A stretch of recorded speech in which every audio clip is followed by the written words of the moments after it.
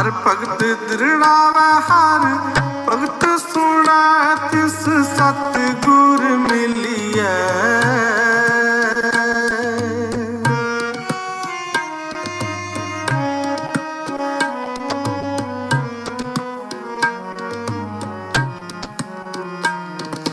हर भगत दृढ़ावै हर भगत सुनै तिस सतगुर मिलियै।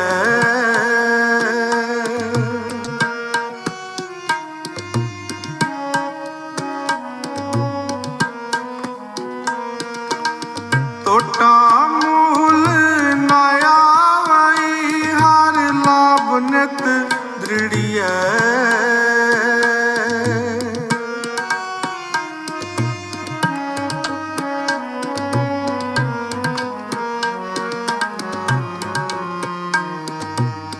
टोटा मूल न आवै हर लाभ नित दृढ़ियै।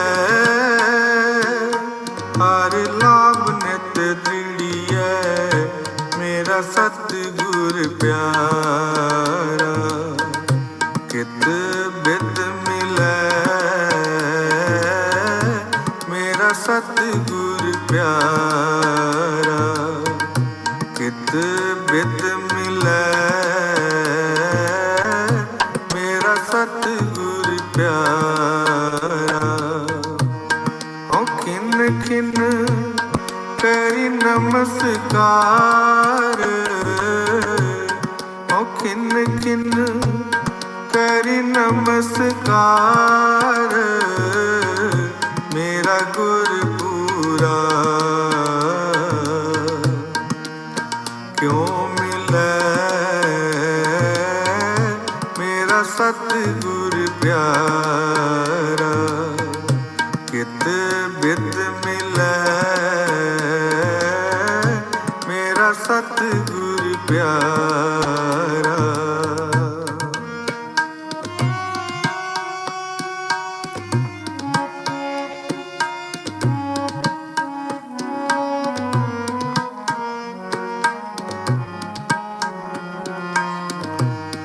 जिसको हृदय विगास है पाँव दूजा नारी।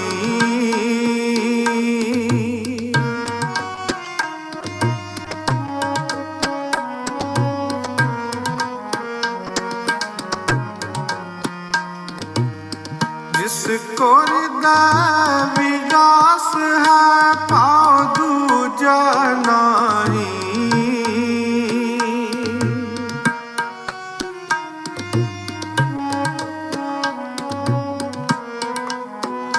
नानक तिस गुर मिल उदरै हर गुण गावाई।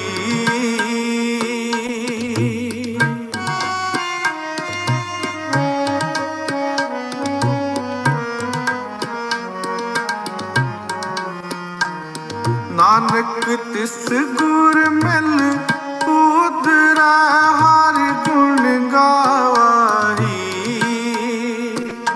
हर गुण गावाई मेरा सतगुर प्यारा। क्यों मिलै मेरा सतगुर प्यारा। क्यों मिलै मेरा सतगुर प्यारा। कित बिद मिलै मेरा सतगुर प्यारा। खिन खिन करी नमस्कार। खिन खिन करी नमस्कार मेरा गुर पूरा। क्यों मिलै मेरा सतगुर प्यारा। कित बिद मिलै मेरा सतगुर प्यारा।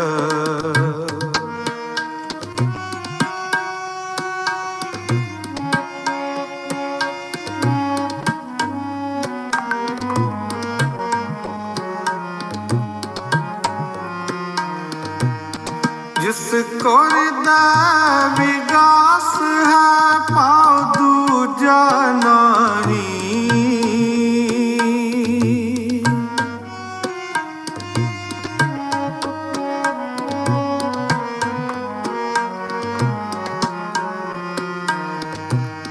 जिसको हृदय विगास है पाँव दूजा नहीं,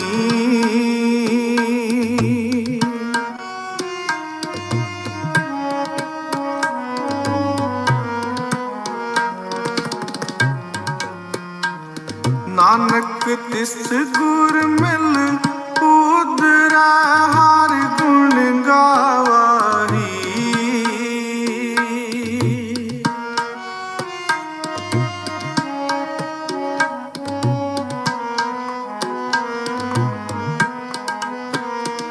नानक तिस गुर मिल उदरै हर गुण गावाही, हर गुण गावाही। मेरा सतगुर प्यारा कित बित मिलै, मेरा सतगुर प्यारा कित बित मिलै।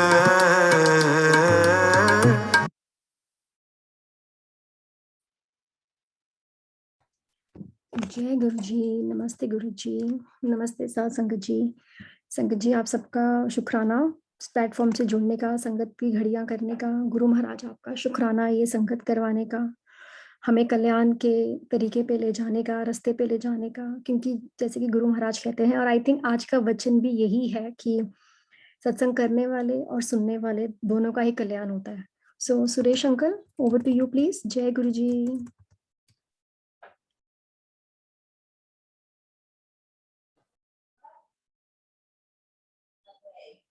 नमस्ते गुरु जी। जय गुरु जी महाराज। जय गुरु जी साथ संगत जी। शुक्राना गुरु जी महाराज का मल्टीलिंगुअल जूम प्लेटफॉर्म की तरफ से आप सबका बहुत स्वागत है। आज हमारे बीच में भावना भाटिया आंटी सत्संग शेयरिंग के लिए उपस्थित हैं। हम सब मिलकर उनका भी स्वागत करते हैं। Over to you Bhatia aunty, over to you Bhavna aunty, over to you Sakshi aunty. जय गुरु जी। शुक्राना जय गुरु जी आंटी। नमस्ते aunty.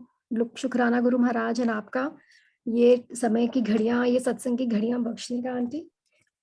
Aunty before we start, आपको पता होगा कि due to the platform thing we have a वचन, गुरु जी का वचन, जो कि आज का वचन है कि मेरे आशीर्वाद देने के बड़े तरीके हैं, उनमें से एक सत्संग करना भी है। जो बोलता है उसका भी भला होता है, और उसे जो सत्संग सुनाता है उसका भी भला होता है। जब आप अपने गुरु के द्वारा कल्याण को सबके सामने सुनाते हो तो आप भी आशीर्वाद पाते हो और सुनने वाला भी आशीष पाता है। कभी कभी तो गुरु जी हमें दूर रखकर भी आशीर्वाद दे देते हैं। So aunty ji would request you, if while doing सत्संग, जब भी आप ये सत्संग कर रहे हैं अपना नरेट, तो उसमें आप इस बात को भी थोड़ा हमें प्रकाश डालिए, हमें क्लैरिटी डालिए कि since we all know, but you know कई बार हमें रियल अफर्मेशंस बहुत चाहिए होते हैं कि जो महाराज कह रहे हैं, जो महाराज हम कर रहे हैं, हम अपने सही रास्ते पे हैं। We need to have a check. So उसी के साथ आपका वेलकम है aunty, and all yours aunty. जय गुरु जी। गुरु जी। शुक्राना गुरु जी। गुरु जी ने मौका दिया, और सबसे पहले मैं ये कहना चाहूंगी कि जो मल्टीलिंगुअल ग्रुप है उन बहुत अच्छा काम कर रहे हैं, और गुरु जी ही करवा रहे हैं उनके थ्रू। बट आई थिंक ये बहुत बड़ी बात है और बहुत ही ब्लेसिंग है कि ये इस प्लेटफॉर्म के जरिए इतने लोगों के तक गुरु जी का मैसेज और गुरु जी की ब्लेसिंग्स पहुंच रही हैं इतनी लैंग्वेजेस में, which is very impressive. I believe it's 27 languages in total. तो ये बहुत बड़ा काम है कि बिकॉज गुरुजी हर किसी को ब्लेस करते थे। हर कोई गुरुजी की संगत है, चाहे वो कौन से भी बैकग्राउंड से हो, कौन सी कंट्री से हो, या कौन से रिलीजन का भी हो, because Guruji is not a religion, he is he's more than that, he's beyond that. गुरुजी के पास different countries से आते थे लोग, everyone was welcome. एंड गुरुजी हर एक को ब्लेस करते थे, कोई बिना ब्लेसिंग के खाली हाथ जाता नहीं था गुरुजी के शरण में से। तो मल्टीलिंगुअल ग्रुप जो कर रहे हैं कि जो ट्रांसलेशन कर रहे हैं गुरुजी के लाइट ऑफ डिविनिटी का और गुरुजी के शब्द और गुरुजी की बायोग्राफी का, I think that's very commendable job. So शुक्राना गुरुजी, and शुक्राना for giving me this opportunity to share my experience with Guruji. So my journey with Guruji started in 2002. So that time I was just sorry, I'll just do a bit of Hindi English mix क्योंकि जय गुरु जी I- Bhavna aunty, जय गुरु जी भावना aunty, आपको सत्संग sharing से पहले आज के वचन की व्याख्या करनी है। हाँ जी, तो गुरुजी के कई बार गुरुजी कहते थे कि सत्संग करने वाले का तो कल्याण है ही और सत्संग सुनने वाले का भी कल्याण है। और ये मैं आपको अपने सत्संग में भी शेयर करूंगी कि चाहे वो जो आप सेम सत्संग आप चाहे एक बार सुने चाहे उसको 1000 बार सुने, हर बार आपको उस मैसेज मिलता है और ब्लेसिंग मिलती है। ये मैंने खुद एक्सपीरियंस किया हुआ है। सो आई थिंक आप किसी से भी अगर शेयर करते हैं गुरुजी के बारे में, वो भी सत्संग है। चाहे आप that's a blessing for everyone. Experience Guruji's things just through the satsang share. तो गुरुजी एम्पायर स्टेट में कई लोगों को मौका भी देते थे खड़ा करके और कहते थे शॉर्ट सुना या सत्संग कर, तो ये भी गुरुजी ही मौका दिलवा रहे हैं। तो जय गुरुजी। तो जैसे मैंने आपको बताया कि आप चाहे उस सत्संग को कितनी बार भी सुनो, हर बार ब्लेसिंग मिलती है और हर बार एक मैसेज मिलता है। तो should I elaborate a bit more on that or should I start with the satsang because that's all connected? You may start, auntie. So Jai Guruji. So with Guruji's आगे start sharing the satsang. So like I said, मेरी journey 2002 में शुरू हुई थी और उस time मैं अपनी डेंटिस्ट्री की इंटर्नशिप करी थी। तो मेरे को गुरुजी से एकदम कनेक्शन नहीं हुआ, जो मैं ऑनेस्टली कहूंगी, बिकॉज साइंटिफिक माइंड से मैं सोचती थी। तो मैं सोचती थी ये कैसे पॉसिबल है, क्योंकि सुनने में बड़ा आता था कि लाइक जो लोग सत्संग शेयर करते थे या लोग एक्सपीरियंसेस शेयर करते थे एक दूसरे के साथ गुरुजी के छोटे दरबार में एम्पायर स्टेट में जब संगत खड़े होकर शेयर करती थी सत्संग, तो इट वाज लॉट ऑफ के लाइक यू नो लोगों का कैंसर और बहुत बड़ी बड़ी बीमारियां गुरुजी ने चुटकी में गायब कर दी। तो I used to be very sceptical about that कि ये कैसे पॉसिबल है, बट ऑफ कोर्स गुरुजी के साथ तो कुछ भी पॉसिबल है। तो मेरे को जब अपना फेथ डेवलप शुरू हुआ, नरेट विद दैट इंसिडेंट। सो जब मैं 2002 में इंटर्नशिप करी थी रोहतक से, गवर्नमेंट डेंटल कॉलेज से, तो it was my first experience in north India, क्योंकि उससे पहले मैं कभी नॉर्थ इंडिया में रही नहीं थी। मैं बाहर रही थी और फिर पुणे रही थी, तो वहाँ ना एक्सट्रीम गर्मी होती है ना एक्सट्रीम विंटर होती है।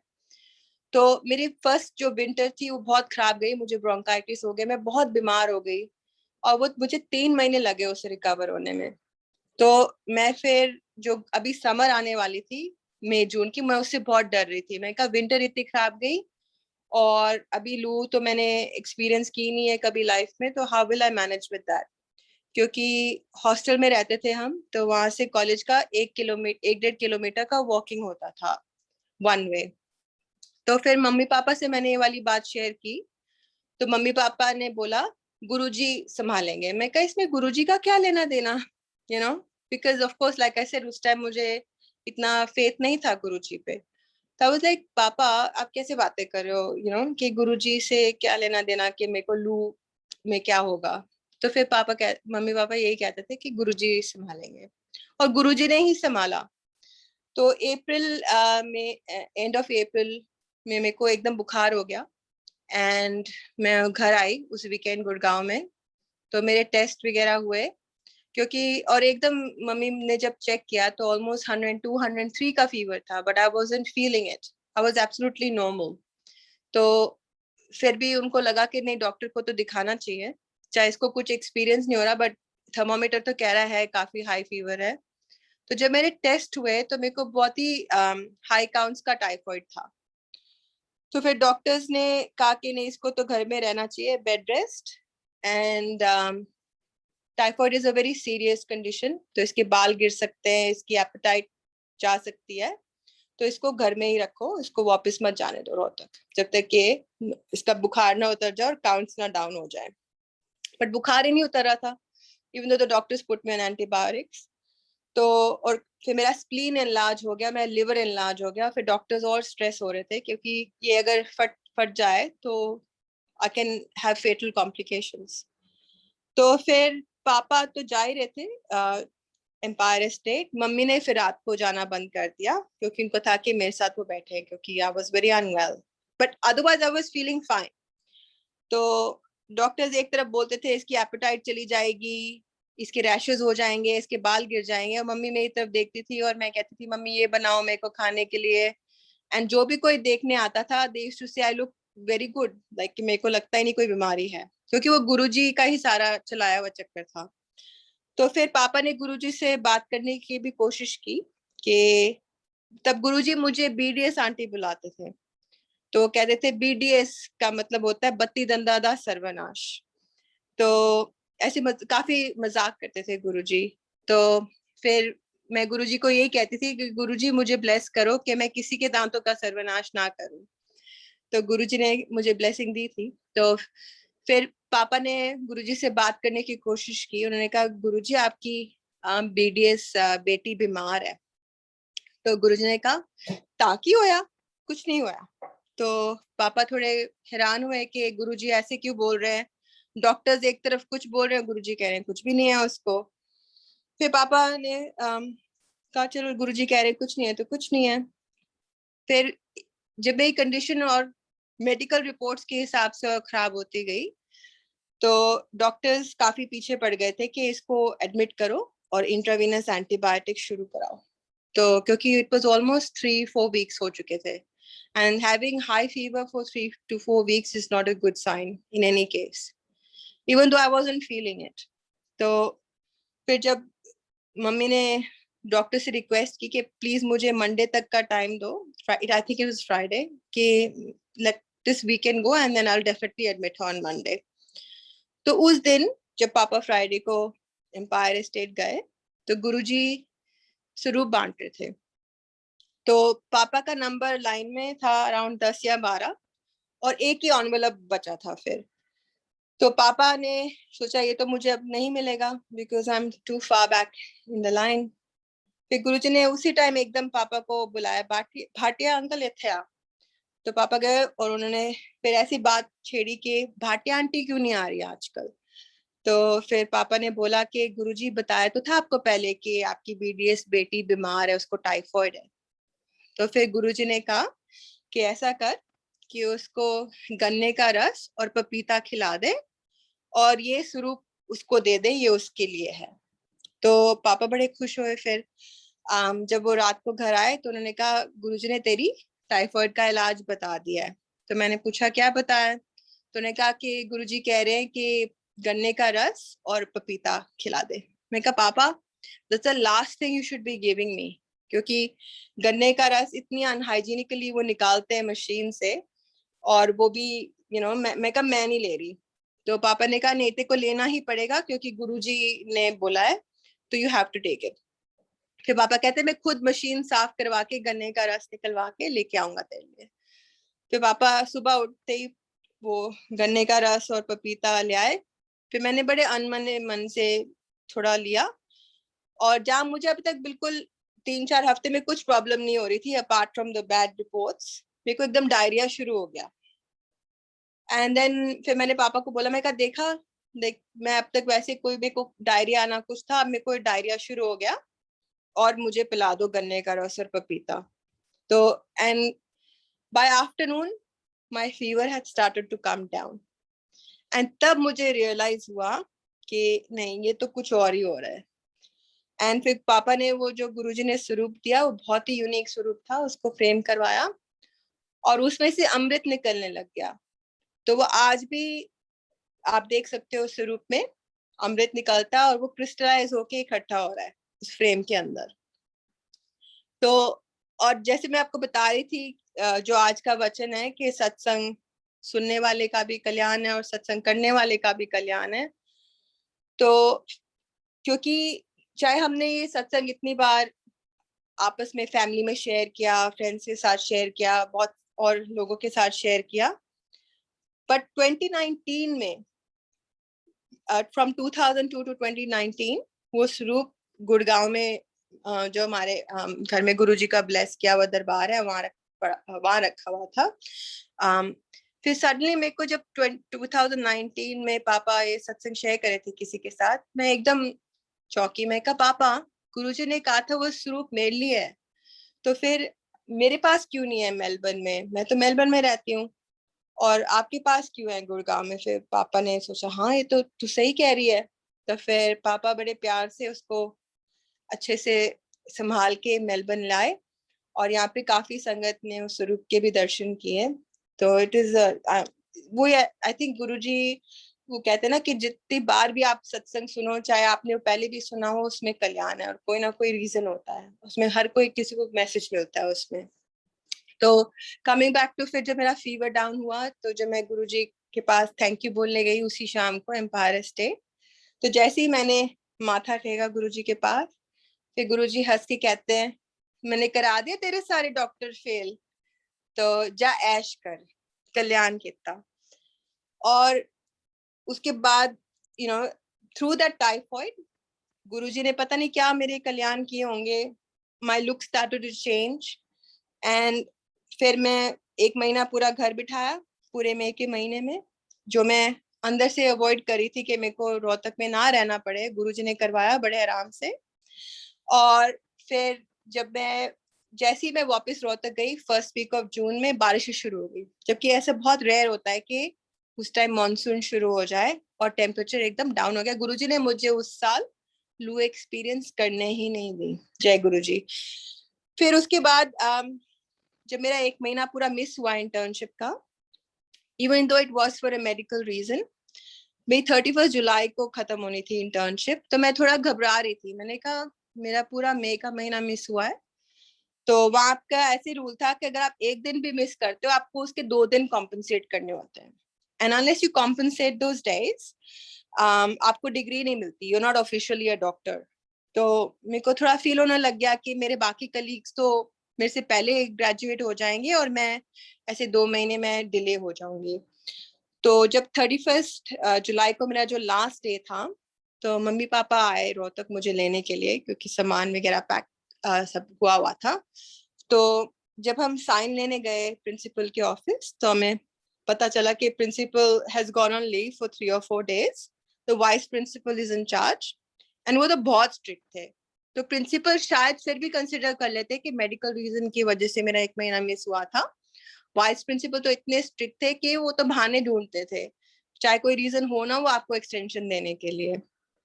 तो मेरे साथ जो और मेरे कलीग से जब उनको पता चला कि प्रिंसिपल सर नहीं है, वो कहते हम तो 4 दिन बाद आएंगे, कोई बात नहीं, हमारा 4 दिन डिले हो जाएगा, बट अगर वाइस प्रिंसिपल से साइन करने जाएंगे वो कम से कम 1-2 महीना डिले कर देंगे हमारा। तो वो चले गए। तो मैंने पापा को बोला, मैं कहा पापा सारे बाकी स्टूडेंट्स तो चले गए, तो हमें भी लगता है 4 दिन बाद ही आना चाहिए। तो पापा कहते नहीं मैं तो अब आ गया हूँ, अब मैं दोबारा नहीं आऊंगा, तू आज ही साइन ले ले। मैं कहा होगा ही नहीं, मेरे 2 महीने एक्सटेंड होंगे आराम से, सबको पता है। पापा कहते तू गुरुजी का नाम लेके अपने पेपर्स दे दे आके।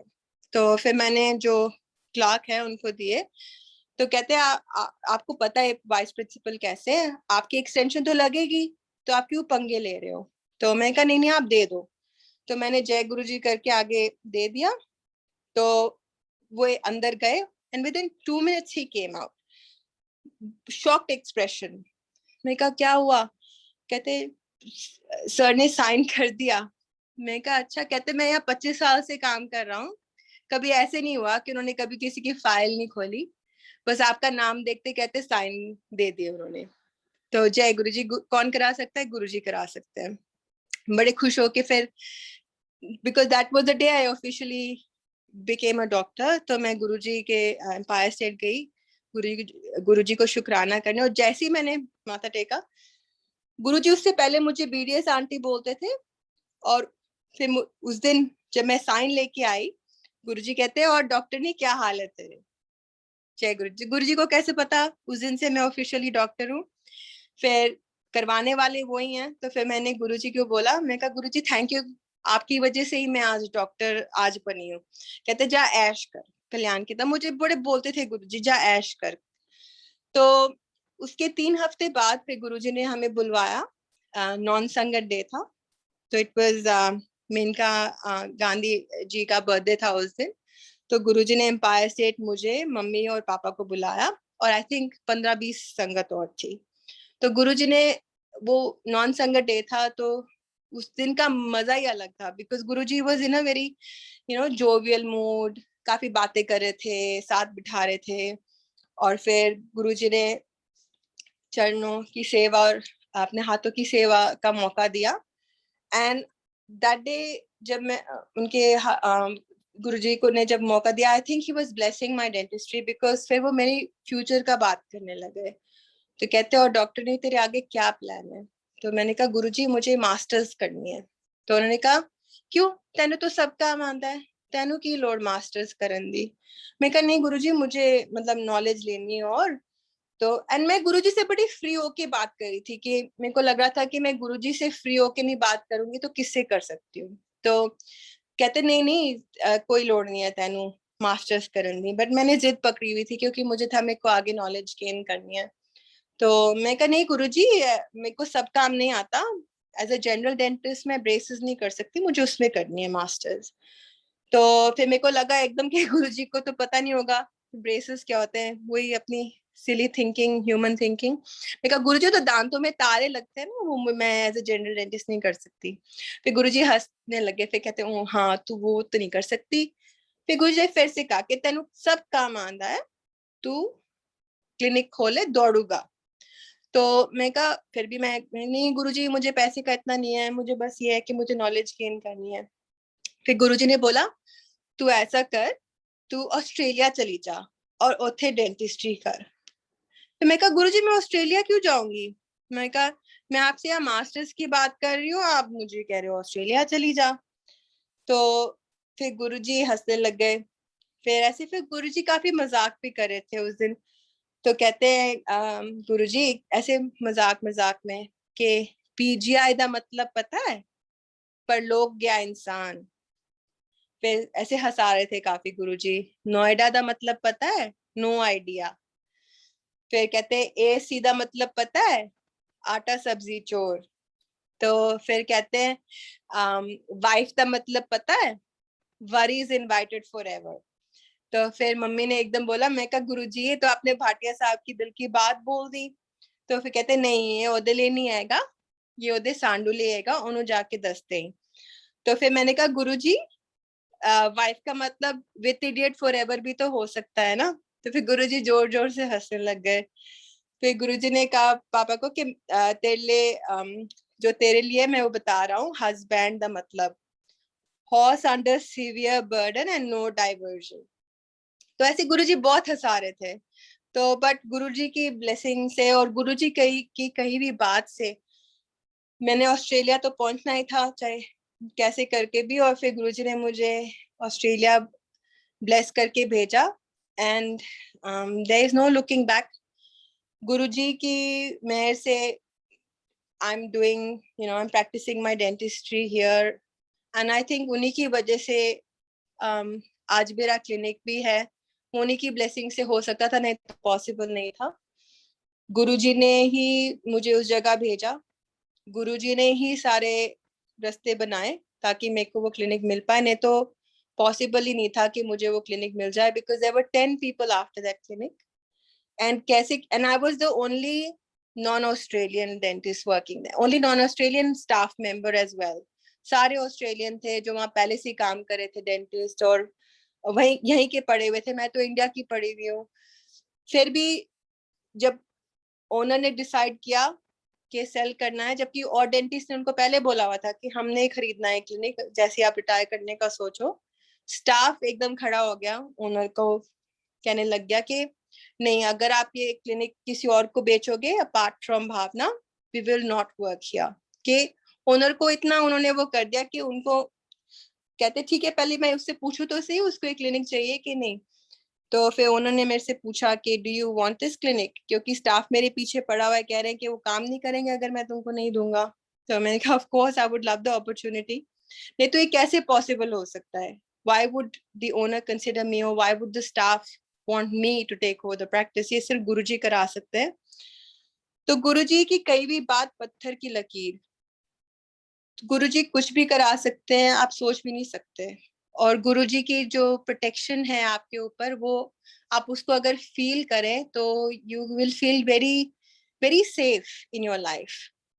तो वैसे ही मेरे काफी ऐसे इंसिडेंट्स में गुरुजी ने दिखाया कि गुरुजी इज लुकिंग आफ्टर मी, क्योंकि गुरुजी ने खुद अपने जब फिजिकल फॉर्म में थे उन्होंने बोला कि भाटिया आंटी तू ऐदी फिक्र ना कर, ये मेरी बेटी है, ऐदा ख्याल मैं आप पे रखांगा। और गुरुजी ने ये भी कहा कि मैं इसने मर जाना सी, एनु मैंने नई लाइफ देती है। फिर उन्होंने इंग्लिश में भी बोला कि I have given a new birth to this child. तो वैसे ही मैंने एक्सपीरियंस किया जब मैं ऑस्ट्रेलिया आई 2012-13 में। तो जब मैं फर्स्ट सत्संग गुरुजी ने मौका दिया ऑर्गेनाइज करने का, तब तो इतनी ज्यादा संगत भी नहीं जुड़ी हुई थी, अराउंड 30-40 संगत थी। तो मैं बड़ी खुश हुई कि गुरुजी ने मुझे मौका दिया है अपने घर में सत्संग रखने का। तो मैंने सोचा कि मैं पकोड़े बनाऊंगी सत्संग के लिए। तो फिर मैं बड़े प्यार से इंडियन स्टोर से सरसों का तेल लेके आई, और फिर मैं उसको फिर बॉईल कर, क्योंकि मेरे को ये था कि पकोड़े बनाने से पहले तेल को सड़ाते, मैंने पता नहीं ऐसे क्यों दिमाग में आया हुआ था। तो फिर जैसे ही मैंने वो कढ़ाई में तेल को उबाल रही थी, उसमें से कुछ गुड़गुड़ की आवाज आने लगी व्हेन इट स्टार्टेड बॉइलिंग। तो मैं सोचू क्या आवाज आ रही है, फिर then I went to look, and जब मैं झांक रही थी कढ़ाई के अंदर, इतनी बड़ी कढ़ाई थी जिसमें इतने सारे पकोड़े बनने थे, वो एक्सप्लोड हो गई। और वो तेल इतनी फोर्स से, बॉइलिंग ऑयल इतनी फोर्स से कढ़ाई में से फट के निकला कि हिट द सीलिंग और पूरी किचन में फैल गया वो गरम बॉइलिंग तेल। और मैं जो कढ़ाई के अंदर देख रही थी, मेरे ऊपर कुछ नहीं आया, नहीं तो मेरे फेस पे आना चाहिए था टेक्निकली, जब इतनी फोर्स से गया, पता नहीं कैसे मेरे ऊपर नहीं आया। और मेरे शोल्डर पे से 2-3 बूंद आए, और वो रेड भी नहीं हुआ मेरा शोल्डर, नहीं तो उससे तो बॉइलिंग ऑयल से तो वो ऐसे चिपक के ऐसे जला देता है। एंड जो कुछ संगत थी जो उन्होंने देखा ये होते हुए, उन्होंने मुझे बाद में बताया कि ऐसे लग रहा था कि तुम्हारे ऊपर कोई छतरी है और वो तेल हर जगह गिर रहा है, बट तुम्हारे ऊपर नहीं गिर रहा। तो देन आई रियलाइज कि गुरुजी की ही प्रोटेक्शन थी और गुरुजी की छतरी थी जिसने मुझे बचा के रखा था, और मेरे को कुछ नुकसान नहीं हुआ। ऐसे ही 2018 में जब मैं इंडिया गई थी 1 मंथ के लिए, तो मेरा उस टाइम 3 बेडरूम हाउस था ग्लेन वेवली में, जिसको मैं लॉक करके गई थी। तो फिर मेरे को था कि हाँ मैं वापस आ रही हूँ मेलबर्न, तो वो 1 महीने में घर तो काफी डस्टी हो गया होगा। तो फिर मैंने एक क्लीनर को बोला, क्योंकि मैंने ऐसे एक नॉन को चाबी दी हुई थी, कि मैंने कहा क्लीनर को बोल देना कि एक बार साफ कर दे, कि एटलीस्ट जब मैं आऊंगी तो घर साफ मिलेगा। तो मैंने संडे नाइट को आना था और वो क्लीनर फ्राइडे को काम करके गई थी। तो when I came to Melbourne Sunday evening, तो फिर वो जो नॉन लोग थे उन्होंने कहा था हमारे घर आके रह लो, क्या अब रात को घर जाओगे तो सुबह हम छोड़ देंगे। तो मैंने कहा ठीक है। तो मंडे मॉर्निंग अराउंड 11 o'clock उन्होंने मेरे को छोड़ा, और जैसे ही मतलब मैंने डोर खोला, एक बड़ी अजीब सी स्मेल आ रही थी घर से। तो मेरे को समझ नहीं आ रहा था कि क्या स्मेल है। फिर मैंने लाइट भी ऑन की थी, एंड सडनली जो संगति साथ में, उन्होंने कहा ये तो गैस है। मैं कहा गैस कैसे हो सकती है? तो मैं गैस की तरफ भागी, तो वो नॉब खुला हुआ था। तो जहां तक मुझे लगता है जब वो क्लीनर आई होगी फ्राइडे को, तो उससे गलती से वो नॉब खुला रह गया था, and for 3 full days gas was leaking into the house। और ऑस्ट्रेलिया जैसी कंट्री में जहाँ पे नेबर्स को तो फट पता चल जाएगा कि इतना गैस 3 डेज तक फुल ऑन निकलता रहा एक घर में, कि कुछ नहीं हुआ, सबकी किचन सी पास में, मैंने भी लाइट ऑन की जब मैं घर में घुसी, और मतलब कुछ भी हो सकता था, like that house could have just exploded और बर्न डाउन, बट गुरुजी ऐसे कुछ नहीं होने दिया गुरुजी ने। और उसी टाइम फोन पे मैसेज आया, जब मैं शॉक में रिकवर गई थी कि मतलब 3 दिन तक मेरे घर में गैस खुली हुई है, तो SMS आता है, तो उसमें लिखा एक ऑरेंज बैकग्राउंड में कि शुक्र कर, फिकर ना कर, तेरे उत्ते आंच भी नहीं आन देंगा, कल्याण कितना जा ऐश कर। बताओ ये कैसे पॉसिबल है? So this was Guruji's way of showing कि आई प्रोटेक्टेड योर हाउस। तो अब अभी भी जब भी हम कहीं जाते हैं, मतलब हम बिंदास होके जाते हैं कि गुरुजी इज लुकिंग आफ्टर। तो जो हमारे गुड़गांव वाले घर में जो चोरी का सत्संग, शायद काफी ने सुना होगा, वो भी गुरुजी की प्रोटेक्शन थी कि 5 दिन प्रोफेशनल चोर हमारे घर में रहे और कुछ नहीं ले जा पाए, गुरुजी की मेहर थी। So Guruji is doing so much for us that we don't even realise, and हम कभी सोच भी नहीं सकते वो क्या क्या कर रहे हैं। तो गुरुजी तो सबसे पहले लाइफ हमको बख्शते हैं, तो we should be grateful for that. And health, I think Guru, ये सबसे इम्पोर्टेंट चीजें हैं जो गुरुजी से जो हमें गुरुजी से मिलती हैं। एक तो लाइफ, एंड सेकेंडली हेल्थ।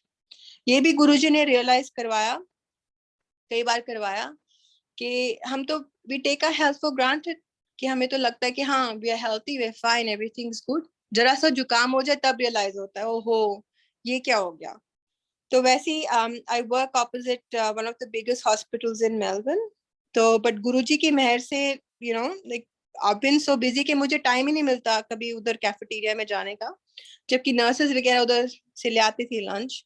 तो एक दिन, I been working there 6 years, but एक ही बार ऐसे मौका लगा कि मेरे पास लंच नहीं था उस दिन और मेरे पास टाइम ही नहीं था खाने का, तो आई लिटरली हैड 5 minutes। तो फिर नर्सेस कहने लगे कि आप अक्रॉस द रोड चले जाओ, वहाँ कैफेटेरिया है, वहां से खाना ले लो मोनाश हॉस्पिटल से। मैं कहा ठीक है, हाँ मैं 6 साल से तक काम कर रही हूँ, मैं कभी गई ही नहीं। तो फिर मैं ऐसे ही, उस time I was going through a bit of stress, तो मैं ऐसे थोड़ी बैड मूड से गई अक्रॉस द रोड, सोचते हुए अपनी प्रॉब्लम्स को। एंड जैसे हम कहते हैं ना कि हमारी आंखें खुली होती हैं बट हम देख नहीं रहे होते, तो I started, like you know, I entered the hospital. Suddenly वो एक हॉस्पिटल की जो स्ट्रॉन्ग स्मेल होती है, जो मेरे को बिल्कुल नहीं अच्छी लगती, वो आई। And I was like, oh hospital की स्मेल। एंड सडनली मेरे को रियलाइज हुआ कि गुरुजी की ब्लेसिंग से मेरे को कभी हॉस्पिटल की स्मेल कभी नहीं सुनने को मिली। तो आज भी मैं आई हूँ तो I am just coming to have lunch. तो गुरुजी ने मुझे कितना ब्लेस किया हुआ है, नहीं तो कितनी प्रॉब्लम्स हैं दुनिया में। एंड फिर तब मैंने आंखें खोली और देखा कि छोटे छोटे बच्चे व्हील चेयर्स पे हैं, इतने लोग बीमार हैं आसपास मेरे, और मैं अपनी छोटी छोटी प्रॉब्लम्स को लेके ऐसे ग्रिप कर रही हूँ, जब कि गुरुजी ने इतनी बड़ी चीजें हमको दी हुई हैं। So that made me think and realise कि गुरुजी हमारे लिए इतना करते हैं कि विदाउट अस नोइंग आल्सो कि he is doing so much for us that हमें शुक्राना कम पड़ जाता है कि we can't even thank him enough for all he does for us. So Guruji हमेशा मुझे यही कहते थे, तू खुश रहा कर और ऐश कर। तो मुझे ना ऐश का मीनिंग नहीं पता कि like what is ash, you know, like ash का मतलब क्या होता है। गुरुजी बहुतों को बोलते थे जा ऐश कर, जा ऐश कर। कुछ साल पहले फिर मनजोत अंकल की मम्मी इधर आई थी, तो उन्होंने, मैं सिर्फ उनसे शेयर की थी, गुरुजी हमेशा कहते थे जा ऐश कर, जा ऐश कर। मैं कहा ऐश होता क्या है, what is it, like you know. तो फिर आंटी कहती है ऐश वो होता है बेटे कि आप इंडिपेंडेंटली अपनी मर्जी से, अपनी खुशी से आप चीजें कर सकते हो। तो देन आई रियलाइज कि गुरुजी की ब्लेसिंग से I am leading a life where you know I can make all my own decisions, you know, I can live my life peacefully, I can do everything I want। तो ये गुरुजी की मेहर से ही आज मैं अपनी लाइफ इतनी हैप्पीली जी रही हूँ कि जो कुछ मेरे पास है, मैं कभी सोच भी नहीं सकती थी 10 साल पहले कि गुरुजी इतना देंगे मुझे। तो तभी हम कहते हैं कि शुक्राना वर्ड भी छोटा पड़ जाता है गुरुजी की ब्लेसिंग्स के आगे। तो आई वुड जस्ट से कि गुरुजी पे फेथ रखें, और गुरुजी की छतरी सब पे है, बट गुरुजी की ब्लेसिंग्स को और प्रेजेंस को फील करें तो आपकी लाइफ बहुत डिफरेंट और बहुत अच्छी रहेगी। So Jai Guruji. And I think someone had message कि वो स्वरूप देखना चाहते हैं, तो I will just switch on my camera and I will हाँ जी आंटी, if it is के दर्शन possible, कराएं। जय गुरुजी। Yes, absolutely.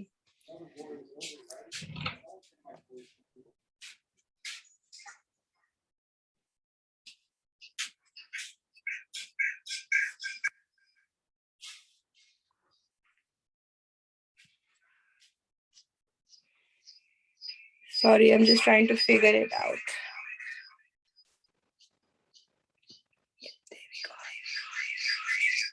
ये वो गुरुजी ने जो अपने हाथों से स्वरूप दिया था, और आप देख सकते हैं ब्यूटीफुल एक आंटी, फ्रेम या के इट्स अंदर, क्लियरली विजिबल।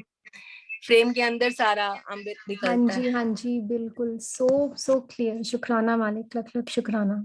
और ये यहाँ पे इकट्ठा भी हो रहा है। And aunty, it's a very new स्वरूप, लाइक बहुत कम देखा है, आपके सत्संग में ही देखा था पहले भी, और आज भी अभी देखा है। I have personally not seen this much स्वरूप मच, सो हाँ, ये काफी यूनिक है। गुरुजी ने तो चाहा ये तो मेलबर्न में आके देखेंगे। जी जरूर। अब तो ये मेलबर्न में ही है, पहले गुड़गांव में था। हाँ जी, सो ब्यूटीफुल। शुक्राना मालिक, लख लख शुक्राना। सो ब्यूटीफुल सत्संग आंटी, बहुत सारे ज्ञान, बहुत सारा, बहुत कुछ to absorb. Uncle Suresh uncle, over to you please. Over to Avinash Modi uncle.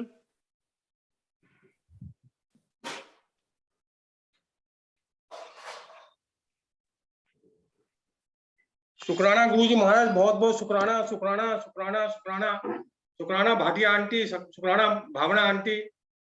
Bhavna aunty, ये आज मैं आपका तीसरी बार ये सत्संग सुन रहा हूँ। पहली बार सिंगापुर में सुना था थोड़े दिन पहले, फिर कैलिफोर्निया में जो आपने पिछले वीक सुनाया था, जब सुना मैंने, जब ही इस स्वरूप के दर्शन किए थे। मेरी मिसिस दर्शन नहीं कर पाई थी, और मैंने अपनी मिसिस से कहा था कि जल्दी से कैमरा लाओ और फोटो खींचो। वो फोटो नहीं खींच पाई इस स्वरूप के, और उसने अभी फोटो खींची है। तो ये स्वरूप वास्तव में इसके दर्शन कभी नहीं हुए। तो मेरे मन में था कि जो भी मल्टीलिंगुअल में ग्रुप में संगत है, वो इस सब दिव्य स्वरूप के दर्शन करें। और साक्षी जी तो आपकी ऑस्ट्रेलिया में ही है, वो तो कभी भी जा सकती हैं। हम जैसे नाचीजों का भी कल्याण कर रहे हैं। और आपका सत्संग बहुत बढ़िया, बहुत बढ़िया। मैं आपका स्वरूप इसलिए चाह रहा था वीडियो, क्योंकि आपके एक्सप्रेशन जो हाथों के साथ, आंखों के साथ जो आपने कैलिफोर्निया में दिए थे, मैं चाह रहा था उस भाव में भी सुनाए। सत्संग आपने थोड़ा छोटा सुनाया है, लंबा, आपका सत्संग तो बहुत लंबा था। आपने कैलिफोर्निया में 1 घंटा लिया आंटी, यहाँ आपने 35 मिनट से खत्म किया। ये गलती है। तो आपने सही पकड़े हैं अविनाश अंकल, आप बिल्कुल सही पकड़े हैं। वो एक्चुअली यहाँ नाइट हो गई है ना, इसलिए। हाँ जी अंकल, मैं वही बोलने वाली थी। अंकल जब कैलिफोर्निया में हुआ था, इट वाज मॉर्निंग टाइम, हाँ अभी जी। सिडनी में 10 बज रहे हैं। साक्षी जी रोज रात को इस मल्टीलिंगुअल में सेवा कर रही है। मुझे तो पता नहीं था ये कौन है कौन नहीं है। इनसे भी मुझे 15 दिन पहले पता लगा है कि ऑस्ट्रेलिया की संगत है। इनका भी मैं मुझे कुछ सिडनी नहीं में हूँ पता। अंकल, आंटी मेलबर्न में है। हम दोनों अपार्ट है, अभी हमारा लॉकडाउन इंटरनली खुला नहीं है। गुरु ने चाहा तो जरूर मिलेंगे जल्दी। हाँ जी। आपने चोरों वाला संगत जो सत्संग सुनाया था अभी आपने, वो तो खैर भाटिया आंटी अगली बार सुनाएंगी, क्योंकि उनका बहुत दिव्य सत्संग मैंने एक बार थोड़ा सा सुना था वहां सिंगापुर में। तो आप दोनों माँ बेटी, और अंकल का तो मैंने नहीं सुना, आप दोनों के सत्संग अभी सुने हैं। तो क्या जबरदस्त गुरुजी की आवाज चल रही है, क्या जादू चल रहा है। अच्छा, मल्टीलिंगुअल ग्रुप में भी गुरुजी ने मुझे जनवरी से जोड़ा है सुरेश वासन जी से, और जोड़ते चले गए गुरुजी, यहाँ जोड़ते चले गए। मुझे नहीं पता क्या जादू गुरुजी का है, गुरुजी कहाँ जोड़ते हैं, किसको जोड़ते हैं, और कैसे नई नई लैंग्वेज में गुरुजी लिखवा रहे हैं। और कई कई थॉट गुरुजी सुरेश वासन जी के माइंड में डाल रहे हैं, कई कई चीजें, बढ़िया बढ़िया चीजें जो कुछ सोच नहीं सकता। जैसे कि आप सब संगत को गुरुजी ने क्या थॉट दी, क्या मैसेज दिए सवीना कोचर जी के अलावा, वो भी दिमाग में चल रही है कि सब संगत को गुरुजी ने क्या क्या थॉट दिए। शायद हो सकता है गुरुजी चाहेंगे तो इसका भी एक दिव्य ग्रंथ बन जाएगा, जैसा गुरुजी आगे चाहेंगे। इस पर भी क्रिया शुरू हो चुकी है। शुक्राना शुक्राना शुक्राना। आंटी और कुछ सुनाना चाहें तो सुना सकती हैं। आपने जो अपना जो क्लिनिक आपको मिला था उसमें भी हाँ पहाड़ी जी। का भी आपने पहाड़ी के भी बारे में कुछ सुनाया था आपने। यहाँ कंजूसी करिए, कंजूसी मत कीजिएगा प्लीज। एक्चुअली क्योंकि वो सत्संग कई हैं ऐसे हैं कि जो एक्सप्रेशन से और ऐसे थोड़ा एक्सप्लेन करने में, बट मैं कोशिश करूंगी। तो जो वो आप पहाड़ी वाली बात कर रहे हो, वो तब मैं मास्टर्स जब करी थी अपनी, तो वो भी गुरुजी को मैंने मनवा ही लिया था। बट वो कहते ना, गुरुजी से मांगो मत तो मानो। तो मैंने ये अपनी लाइफ में बहुत गलती की थी कि मेरे को इतना जुनून था कि मुझे मास्टर्स करनी है कि मैं गुरुजी से बहुत मांगती थी कि मुझे, क्योंकि मुझे ये भी था कि मुझे मेरिट से करनी है, कि मतलब मैं एग्जाम दे के रैंक लाके तब मैं करूं, ऐसे डोनेशन दे के ना करूं। तो और गुरुजी ने मुझे बहुत नचाया इस बात के लिए भी 3 साल। तो लिटरली मैं, क्योंकि उस टाइम ये 2003 की बात है, 2003 टू 2006 तब बहुत कम सीटें होती थी इंडिया में मास्टर्स की, वो भी मेरिट पे, लाइक ओपन जनरल कैटेगरी के लिए। तो मैं हर बार एग्जाम देने जाती थी और गुरुजी से ब्लेसिंग लेके जाती थी, आज्ञा लेके जाती थी। तो गुरुजी कहते थे जा ऐश कर। फिर मैं, क्योंकि मैं बच्ची थी, तो मैं कहती गुरुजी मैं एग्जाम देने जा रही हूँ, मैं ऐश करने नहीं जा रही हूँ। फिर गुरुजी हंसते थे पता नहीं वो बचपना ही था। तो और जब भी मेरी रैंक आती थी, फिर मैं गुरुजी को बड़ा खुश होके आके बताती थी कि गुरुजी मेरी रैंक आ गई है। क्योंकि गुरुजी ने मुझे कहा था अगर मास्टर्स करनी है तो कर्नाटका से करना। तो मैं कर्नाटका के ही सारे एग्जाम्स दे रही थी। तो फिर कहते अच्छा तेरा हो गया एडमिशन, तो बड़े हैरान होते थे गुरुजी। मैं कहता हाँ गुरुजी मैं बस अभी जा रही हूँ काउंसलिंग के लिए, मेरी रैंक आ गई है तो मुझे सीट मिल जानी चाहिए। तो गुरुजी हंसते थे। तो फिर जब मैं जाती थी, लिटरली मुझे सीट मिलती थी और कुछ ना कुछ हो जाता था कि वो सीट कैंसिल हो जाती थी। कि कई बार एक बार क्या हुआ कि मुझे धारवाड़ में एमडीएस में सीट मिली, जो काफी सॉरी दावनगिरी में, जो काफी अच्छा कॉलेज माना जाता था। मैं बड़ी खुश हो गई। तो बट लिटरली हम पैसे दे के आ गए, फीस भर के आ गए, सारे पेपर सबमिट कर दिए, और फिर 2-3 हफ्ते बाद कॉलेज से कॉल आता है कि जी आपकी सीट कैंसिल है, क्योंकि कर्नाटका गवर्नमेंट का ये अब डायरेक्टिव आया है कि जो नॉन कर्नाटका स्टूडेंट्स हैं उनकी सीटें कैंसिल कर दो इस साल। मैं कहा बताओ मतलब रैंक आके भी सीट नहीं मिली। फिर मैं वापस फिर जब आई तो गुरुजी कहते हो गया तेरा एडमिशन उधर। मैं कहा नहीं गुरुजी मैं कहा आप होने दोगे मेरा एडमिशन? तो फिर गुरुजी हंसते कहते जय ऐश कर। फिर अगले साल मैंने फिर से ट्राई किया, और इस दौरान मुझे बहुत लोग कहते थे कि गुरुजी ने आपको मना किया हुआ है एमडीएस करने के लिए, आपको नहीं करनी चाहिए, तो आपके होगा ही नहीं। तो मैं कहती थी कि मैं कुछ गलत चीज तो नहीं मांग रही, मतलब मैं नॉलेज ही मांग रही हूँ। तो बट फिर गुरुजी पता नहीं कुछ सोचा होगा गुरुजी ने क्यों मना कर रहे हैं, तो वो तो गुरुजी को ही पता। तो एनीवे तो फिर मैं फिर से गई देने एग्जाम, मेरे को फिर से रैंक आ गई। फिर मैं गुरुजी से आज्ञा लेने गई कि गुरुजी मेरे को इस कॉलेज में सीट मिल रही है। कहते अच्छा हो गया तेरा एडमिशन? मैंने कहा हाँ जी गुरुजी मेरी रैंक आ गई। तो गुरुजी कुछ नहीं बोले। तो और जब मैं गई तो जी पता चला कि उस साल वो एग्जाम नहीं माना जाएगा क्योंकि कई लोग चीटिंग करते पकड़े गए। तो मुझे इतना फ्रस्ट्रेशन हुआ कि इसमें मेरी क्या गलती है, और लोगों ने चीटिंग की, पूरा एग्जाम क्यों कैंसिल हो रहा है। एनीवे तीसरे साल 2006 में जब मैं एग्जाम देने गई, और मैं इस बार गुरुजी को कुछ नहीं बोला, मैं कहा गुरुजी तो होने नहीं देंगे। तो फिर गुरुजी ने खुद पूछा उस टाइम, कहते एडमिशन हो गया तेरा? मैं कहा हाँ गुरुजी। मैं ऐसे बहुत डर के बोला, मैं कहा गुरुजी आप कुछ तो कुछ कर दोगे कि नहीं मिलेगी सीट? तो गुरुजी कहते हाँ अच्छी बात है, चंगी गल है, बड़े डॉक्टर नहीं बन के आई। तो फिर मैंने कहा अच्छा इस बार, और मेरा गुरुजी ने उस साल एबी शेट्टी में पेरिडोंटिक्स में करवाया, जो जो मेरे लिए सबसे बेस्ट कॉलेज निकला और सबसे बेस्ट एक्सपीरियंस मेरा रहा, कि मैंने बहुत, आई थिंक इट वाज अमेजिंग। और जब भी, और मैंगलोर में था वो कॉलेज, और जब भी मैं आती थी गुरुजी के पास 6 महीने में एक बार, तो गुरुजी जैसी मैं एंटर करती थी गुरुजी कहते थे और लो आ गई बड्डी डॉक्टरनी।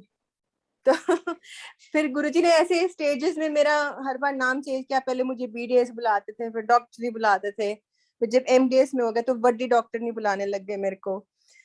तो फिर मैंगलोर की बात है, वो पहाड़ी वाली बात। तो क्योंकि मैंगलोर इज वेरी हिली, तो हमारा हॉस्टल से कॉलेज में एक लंबा रूट होता था जो इतना वो नहीं होता था, डेंजरस था, और एक शॉर्टकट होता था जो बहुत कम लोग यूज करते थे। तो उसपे काफी टूटी फूटी सीढ़ियां होती थी और सारा पथरीला था वो, उसमें कोई रेलिंग भी नहीं थी। तो और हमें लंच ब्रेक तो मिलती नहीं थी एज अ पोस्ट ग्रेजुएट। तो फिर उस एक दिन फिर मेरी सीनियर थी, मुझे कहती है कि बहुत भूख लग रही है, स्टाफ अभी लंच करने गया है, फटाफट हॉस्टल जाते हैं, लंच करके आ जाते हैं। तो मेरे को भी भूख लग रही थी, कहा चल ठीक है फटाफट जाते हैं, फटाफट आ जाते हैं। तो हम जल्दी जल्दी जा रहे थे, फिर कहती शॉर्टकट से चलते हैं, जल्दी पहुंच जाएंगे हॉस्टल। मैंने कहा ठीक है।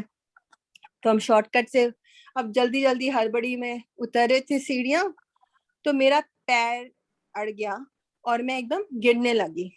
और मैं इतना मतलब वो इतना क्विक हुआ कि मुझे समझ नहीं हुआ कि हो क्या रहा है। एंड अगर मैं उन सीढ़ियों से मतलब इतनी डेंजरस थी क्योंकि वो सारी टूटी फूटी पथरीली थी कि कोई भी गिरता उसका मुंह सारा और जॉ सारे फ्रैक्चर हो जाते। और मैं जैसे गिरने लगी, मुझे ऐसे लगा कि किसी ने मेरा लैब कोट ऐसे हाथ से पकड़ा और खींचा है मेरे को। और मेरे साथ सिर्फ मेरी सीनियर थी विद्या और मैं थी, और कोई नहीं था उन सीढ़ियों पे। तो मुझे लगा पहले कि शायद विद्या ने मुझे बचा लिया है, कि विद्या ने मुझे पकड़ लिया है। तो मैंने विद्या की तरफ देखा तो उसके तो हाथ ऐसे सर पे थे तो अपने। तो वो कहती है, ओ माय गॉड भावना, कहते तू कैसे बची है, तेरे गुरुजी ने बचाया। तो वो सब गुरुजी को नहीं मानती थी, बट शी न्यू कि आई बिलीव्ड इन गुरुजी। मैं कहा क्या मतलब? कहती तू, तेरे को पता नहीं क्या हुआ? कहती तू ऐसे एकदम हॉरिजॉन्टल हो गई थी और ऐसे तू ऐसे उठी कि पॉसिबल ही नहीं है। और तब से वो गुरुजी में मानने लग गई, क्योंकि कहती जो मैंने आज देखा है वो पॉसिबल ही नहीं है। तो जय गुरुजी, गुरुजी ने मुझे उससे बहुत बहुत बचाया, क्योंकि फिर तो बहुत डिजास्टर हो जाता अगर मैं उन सीढ़ियों से सीधा, मैं ऐसे सीधा नीचे ही गिर रही थी face forward without any support. तो वही है कि गुरुजी जब आपके साथ हैं तो कुछ बुरा होने नहीं देते। गुरुजी की प्रोटेक्शन हमेशा साथ रहती है। और तब गुरुजी तब अपना चोला छोड़ चुके हैं, तब तक ये 2008 की बात है। तो Guruji is obviously always with you, always protecting you. Satsang तो बहुत है, तो एक और सत्संग जो मैं शेयर करना चाहूंगी, तो जो अंकल अभी बात करे थे, ये आपके लिए स्पेशल, मैंने पिछले 2 सत्संग में नहीं शेयर किया। आप मुझे नहीं कह सकते, मैं कट शॉर्ट कर रही हूँ।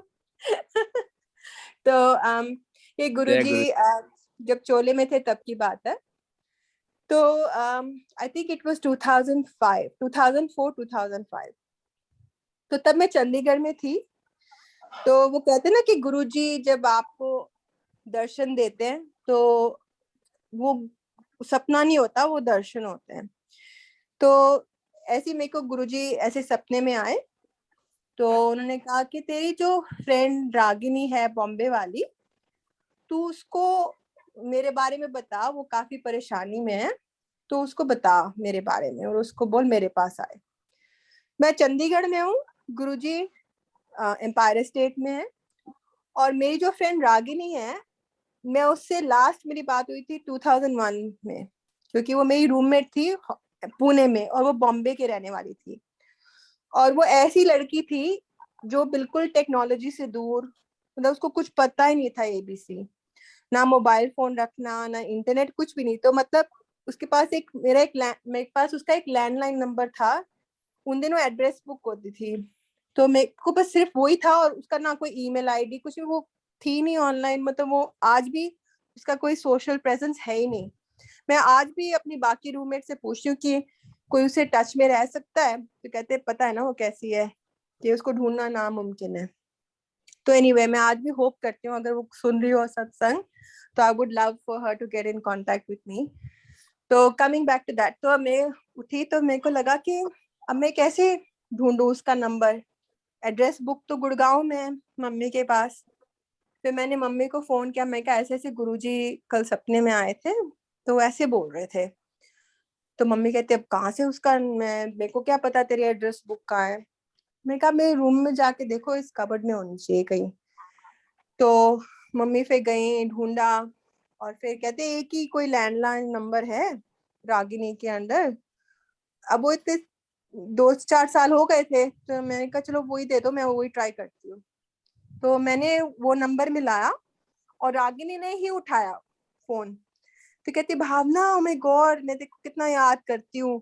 तो खुद ही शुरू हो गई कि मैं बहुत परेशानी में हूँ, मेरे को बहुत प्रॉब्लम्स हैं, मेरी बहन, छोटी बहन डायबिटीज है, मेरे पापा का बिजनेस खत्म हो गया, like she was in a lot of problems.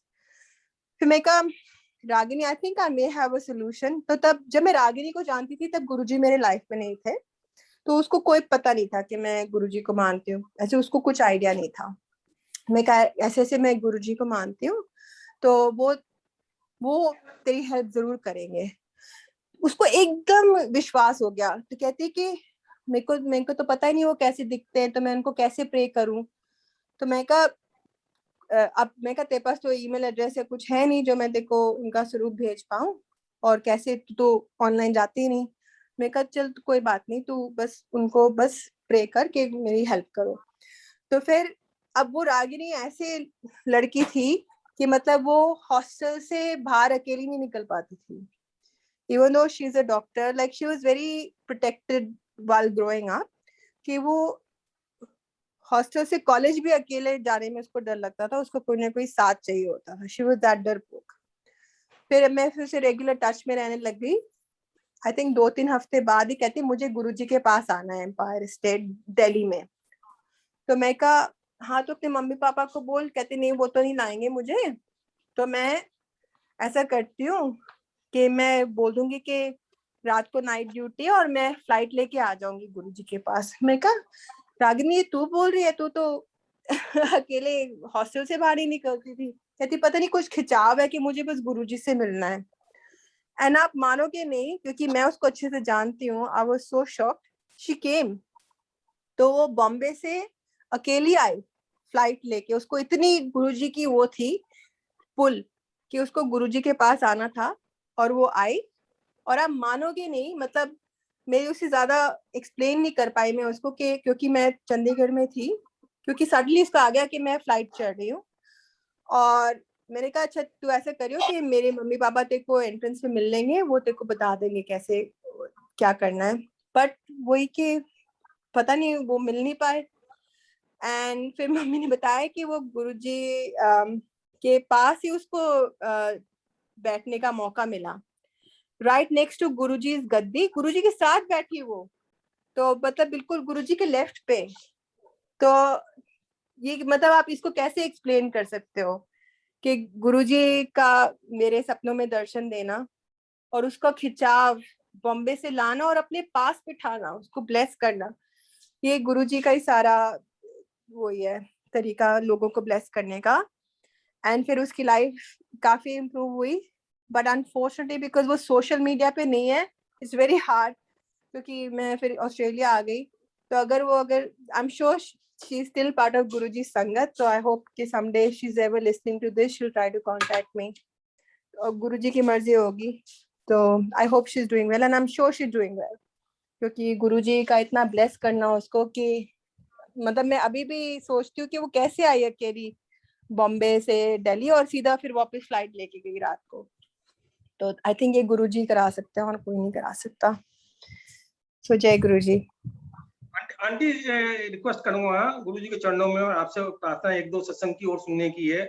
जैसे कि आपने वो 3 महीने में जो कोर्स कर लिया था, 2-2 साल नहीं कर पाते थे लोग बाग, और कैसे फिर गुरुजी ने ऑस्ट्रेलिया की संगत को आपके पास भेजा, आपने सबको एडमिशन करवाए, और फिर आपका एक ऑस्ट्रेलिया वाली आंटी का सत्संग है, कैसे वो गुरुजी के पास आई, कैसे आपने ब्लेस किया, उसकी जिंदगी बदली जो बहुत दुखी थी, और एक आपको यंग एज में गुरुजी ने कैसे 70 साल का बना दिया, आपकी मम्मी को यंग कर दिया।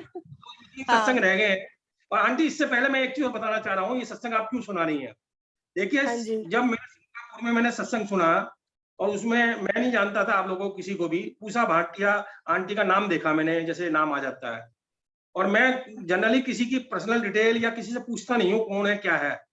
तो नाम देखने के बाद मुझे सत्संग बहुत बढ़िया लगा उषा भाटिया आंटी का, और मैंने फेसबुक में डाला और मुझे वो मिल गई। तो मुझे पता नहीं था ये आंटी है कौन है, क्योंकि फोटो तो आ नहीं रही थी उसमें वीडियो में। तो मैंने हाँ जी। सत्संग सुना, यूट्यूब में सत्संग था उषा भाटिया आंटी का, तो मैंने कैच कर लिया कि ये वही आंटी है, और मैंने इनको फेसबुक में रिक्वेस्ट डाली, और गुरुजी की कृपा से आपकी मम्मी मेरी फेसबुक पर फ्रेंड बन गए। इसके बाद हाँ इसके जी। बाद 2 दिन बाद आपने सत्संग सुनाया, और आपका मेरी मिसेज ने नाम नोट कर लिया, भावना। मैं तो भूल हाँ गया था जी। आपका नाम। अच्छा, अब आपने कहा था एक सत्संग मैं बाद में सुनाऊंगी, सत्संग मेरा चल रहा है ये क्लिनिक वाला मेरे ख्याल से। तो हाँ जी। अब क्या करते हैं, सुरेश वासन जी से बात हो रही है कि ओल्ड संगत का सत्संग 4 बजे का सेशन, एक सत्संग सुनवाइए, अरेंजमेंट कीजिए, आपके पास कोई जान पहचान हो, या वो भी कोशिश कर रहे थे, मुझे भी उन्होंने ये ड्यूटी सौंपी गुरु जी की। तो मैंने कहा जी उषा भाटिया जी एक है, मेरे पास में नंबर तो नहीं है उनका, फेसबुक में है, आप कहो तो उनसे मैसेंजर में पूछ लूं। बोला आप जानते हो तो पूछ लो। मैंने उषा भाटिया जी को मैसेंजर में मैसेज भेजा, तुरंत उन्होंने कहा कि मल्टीलिंगुअल में मैं सत्संग सुनाऊंगी। मैंने सुरेश हाँ जी। वासन जी को कहा उनका नंबर चाहिए, उन्होंने नंबर दे दिया। नंबर दे दिया तो मैंने सुरेश वासन जी को कहा, मैंने कहा एक वो भी है, उनकी एक बेटी है, दोनों के सत्संग बहुत ब्लेस सत्संग गुरु जी के शेयर किए हैं उन्होंने, दोनों को मौका दीजिए। तो उन्होंने कहा वो तो ऑस्ट्रेलिया में तो 12:30 बजे का टाइम होगा जब 9 बजेंगे, लेकिन संगत है, संगत तो बावली होती है, रात को भी सुना देगी। तो गुरु हाँ जी ने जी। सुरेश वासन जी से 4 बजे का सत्संग का टाइम एक स्पेशल चालू करवाया है, और 4 बजे का। अच्छा, अगली बार जो सत्संग आपकी मम्मी का 7 तारीख को है, तो मैंने फेसबुक में दोस्त होने की वजह से पता लगा कि 7 नवंबर को आपकी मम्मी का ब्लेस जन्मदिन भी है, और उस दिन वो हाँ मल्टी जी। सत्संग सुनाएंगे। तो हाँ जी। मैं नहीं पूछता कि आपके आगरा में कोई रिश्तेदार है या देहरादून में, मैं कुछ पूछना नहीं चाहता, मैं तो गुरु जी के सत्संग सुनना चाहते हैं, और गुरु जिससे ब्लेस होते हैं। हर बार सत्संग में अलग अलग मैसेज मिलते हैं, ये बात भी बिल्कुल सही है। तो अभी 2-3 हाँ जी, सत्संग आपके, बिल्कुल। वो भी ब्लेसिंग दीजिए। गुरु जी ने तो बताया है 12 बज जाए 1 बज जाए हमें ब्लेस करती रहिए आंटी, कीजिएगा। धन्यवाद। हाँ जी। सुनाइए जी। हाँ जी। तो जो अंकल बता रहे हैं, तो जब मैं ऑस्ट्रेलिया आई थी, तो क्योंकि मेरी डेंटिस्ट्री मैंने सारी इंडिया से की थी, तो यहाँ के एग्जाम तो देने पड़ते हैं, तो जो काफी टफ होते हैं। तो around 16% people pass that exam, and वो काफी एक्सपेंसिव अटेम्प्ट भी होता है। तो जब मैंने थियोरी दिया तो मेरा एकदम पास हो गई, और अप्रैल में मेरा रिजल्ट आ गया। तो जनरली प्रैक्टिकल जब देना होता है वो उसका 6 महीने का गैप होता है। तो मेरे को, जब मैं थ्योरी दे रही थी, मैं कहा अगर पास हुई तो मैं 6 महीने है तैयारी करने की प्रैक्टिकल की, तो मैं आराम से कर लूंगी। जब 15 अप्रैल को मेरा रिजल्ट आया, तो 3-4 सीटें अभी खाली थी प्रैक्टिकल की जून की, क्योंकि पैटर्न चेंज हो रहा था, तो काफी लोग घबरा रहे थे देने से। तो उनको लगा कि चलो जो फर्स्ट बैच अभी ये नया पैटर्न देगा, हम देखते हैं कैसे होता है, उसके बाद हम देंगे। अब मेरे पास बचे थे सिर्फ 6-7 हफ्ते तैयारी के, जो कुछ भी नहीं होते। तो मैंने कहा चलो दे देते हैं, मेरे का एक्सपीरियंस हो जाएगा। मम्मी ने भी इनकरेज किया, मम्मी कहा गुरुजी करा देंगे, ज्यादा ज्यादा क्या होगा, नहीं पास होगी तो दोबारा दे देना, एक्सपीरियंस हो जाएगा। मैं कहा ठीक है। तो अब जिसको भी मैं डेंटिस्ट से बात करूं, वो कह नहीं आप गलती कर रहे हो, क्योंकि लोग तो 2-3 बार में तो वैसे ही पास होते हैं, और 6 हफ्ते तो कुछ भी नहीं है, लोग तो 6 महीने लगाते हैं तैयारी करने में। तो सब मुझे डिस्करेज करें, और मैं बहुत लोगों को जानती हूँ जो मतलब इंडिया के डेंटिस्ट हैं, और कंट्रीज के, जो अभी तक 10 साल 12 साल हो गए उनको, वो एग्जाम नहीं क्लियर कर पाते। तो it's a very tough exam. तो फिर मैंने कहा चलो कोई बात नहीं, फिर मैंने दिए, और एग्जाम में प्रॉब्लम्स भी आई, तो बट गुरुजी जब साथ हैं तो कुछ भी पॉसिबल है, और मैं पास हो गई। तो विद इन 3 मंथ्स मेरी इंटायर एग्जाम की जर्नी खत्म हो गई, जो शॉर्टेस्ट टाइम है ऑस्ट्रेलियन एग्जाम क्लियर करने का, आज तक रिकॉर्ड है। मैं किसी को बताती हूँ तो वो मानते ही नहीं, कहते पॉसिबल ही नहीं, आपने 3 महीने में क्लियर किया, जो जानते हैं सिस्टम को। कहते 6 महीने से पहले तो आपको सीट ही नहीं मिल सकती प्रैक्टिकल की। तो मैंने उनको बताया कि मेरे टाइम ऐसे ऐसे हुआ था, तो कहते अच्छा, तो आप 6 हफ्ते में आपने क्लियर कर लिया। तो ऐसे जब लोगों में बात फैली कि एक कोई लड़की है जिसने 3 महीने में एग्जाम क्लियर कर लिया, तो लोग मेरे पास आने लगे कि हमें बताओ कैसे, क्या हमें सिखाओ। तो ऐसे करके फिर मेरे को इतने लोग आने लग गए मेरे पास, मैंने एकेडमी शुरू कर ली गुरुजी की ब्लेसिंग से। और उस एकेडमी का इतना जल्दी इतना नाम हो गया कि जो यहाँ पुरानी एकेडमी थी वो बंद हो गई। और सबका ये मानना था कि जो भी यहाँ आता है वो पास हो जाता है एग्जाम में, और जो हो भी रहा है। बिकॉज कई लोग तो एकदम पास हो जाते थे, कई लोग 2 बार में पास होते थे, वो गुरुजी की मर्जी, बट होते जरूर थे। अब तो खैर 2018 2019 में गुरुजी ने प्रिडोमिनेटली क्लिनिक की तरफ ही फोकस लगा दिया, क्योंकि इट वाज वेरी डिफिकल्ट। क्योंकि मेरा मानना है कि जो काम मैं दिल से नहीं कर सकती मैं उसको करती ही नहीं। या तो 100% एक चीज में देना है तभी करना है, नहीं तो ऐसी किसी का टाइम नहीं खराब करना। तो हमेशा यही था कि हाँ अल्टीमेटली तो क्लिनिकल प्रैक्टिस पे ही ध्यान देना। और मैं ये क्लिनिकल प्रैक्टिस में भी बहुत देखती हूँ, क्योंकि चाहे मैं इंडिया की डेंटिस्ट हूँ और यहाँ मैं ऑस्ट्रेलियन डेंटिस्ट के साथ काम करती हूँ, गुरुजी ने कभी इंफीरियर नहीं फील होने दिया। तो जब मैंने जो क्लिनिक जो अब मैंने गुरुजी की मेहर से जो मेरे को मिल गया, जब मैंने गुरुजी ने ऐसे भी वहां भेजा, क्योंकि मैं 6 साल से मेलबर्न में 2 क्लिनिक्स में काम कर रही हूँ। जब कोविड शुरू हुआ था लास्ट ईयर मार्च अप्रैल में, तो यहाँ की गवर्नमेंट ने एकदम बोल दिया कि डेंटिस्ट काम बंद करो। लिटरली आज हम क्लिनिक गए और शाम को बोल दिया गया कि कल से आप काम पे मत जाना, क्योंकि पता नहीं था तब किसी को, वैसे भी सारे ज्यादा प्रिकॉशन लेते हैं। तो मैं वो 1 महीना जब बिना काम के घर पे बैठी, मुझे लगा कि मेरे को समझ नहीं आता, क्योंकि मेरे लिए तो काम ही सब कुछ है। एंड तब मेरे को थोड़ी वो भी हो रही थी टेंशन, बिकॉज डेंटिस्ट अगर काम पे नहीं जाएगा तो कमाएगा नहीं, और खर्चे इतने बंधे हुए हैं। तो और मेरे को ये भी गुरुजी से बहुत ब्लेसिंग है कि मुझे अपने पेरेंट्स से मांगना अच्छा नहीं लगता। तो मैंने कैलकुलेट किया, क्योंकि उससे पहले मेरे पैसे चोरी भी हो गए थे जो मैंने एकेडमी से कमाए थे। तो I was literally left with nothing. मैंने फिर कैलकुलेट किया, मैंने कहा मेरे पास यहाँ पे सिर्फ 6 महीने सर्वाइव करने के लिए पैसे हैं कि, क्योंकि तब जो डायरेक्टिव आई थी वो कहते कि डेंटिस्ट अब 1-1.5 साल तक काम नहीं कर सकते, और जो थोड़ा बहुत कर सकते हैं वो तो फिर ओनर ही करेंगे क्लिनिक के, क्योंकि फिर वो औरों को क्यों बुलाएंगे जब काम ही इतना कम अलाउड होगा। तो मेरे को ये भी था कि मेरा तो खुद का क्लिनिक है नहीं, तो मैं कैसे काम करूंगी अब। तो लिटरली वो सिचुएशन आ गई थी कि अब सिर्फ 6 महीने के लिए मेरे पास यहाँ सर्वाइव करने के लिए पैसे बचे हैं, और अब फ्लाइट भी बंद हो गई। ये नहीं कि आप इंडिया चले जाओ सब छोड़ के। फिर यही था कि गुरुजी ने ऑस्ट्रेलिया भेजा है, गुरुजी ने कुछ सोचा होगा। उस कोविड के दौरान में कुछ महीनों बाद ये ऐसे हो गया कि जो मेट्रो मेलबर्न है वो लॉकडाउन में था, जो रीजनल विक्टोरिया है वो ओपन हो गया। तो अब सारे डेंटिस्ट फिर रीजनल विक्टोरिया में भागने लग गए कि वहाँ एटलीस्ट काम कर सकते हैं। तो ऐसे एक जॉब मिस होने वाली थी, फेसबुक पे मुझे ऐसे जॉब ओपनिंग दिखी, मैं कहा चलो अप्लाई कर देती हूँ।